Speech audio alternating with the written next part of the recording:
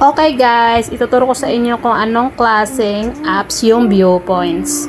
Ito yung viewpoints, yan nakikita nyo. Yan yung viewpoints. Yan yung itsura ng apps ng viewpoints. So, pipindutin na natin siya and then ito ang lalabas. Yan. Ito yung program, ito yung reward accounts. Ito naman yung bell, yung notification. Diyan minsan lumalabas yung mga task. Pindutin natin. Yan. Yan. Meron dito new task. Ayan. Puro completed na yan. Ibig sabihin, nagawa ko na siya yung lahat ng task.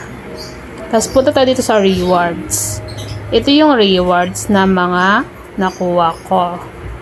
Itong $3, hindi ko pa siya nare-redeem o napi-pay out. Pero ganito itsura niya kapag i-redeem mo siya. Katumbas siya ng $3, yung 1,000 points.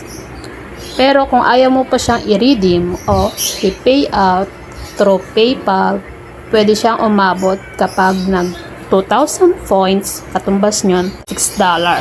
Kasi yung iba pang points, 3,000, 4,000, 5,000, 6,000, 7,000, ayan. Yan yung mga katumbas niya na dollars. Yan o. Malaki na, diba? Kapag naka 10,000 points ka, meron ka ng $30.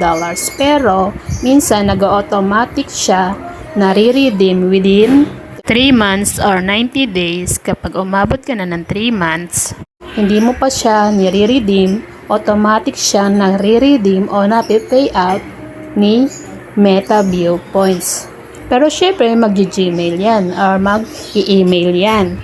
Tapos, i-check mo yung Gmail account mo na na-redeem na siya kasi nakalagpas na siya ng 90 days or 1 month. Yan lamang. Sana naintindihan nyo guys. Thank you!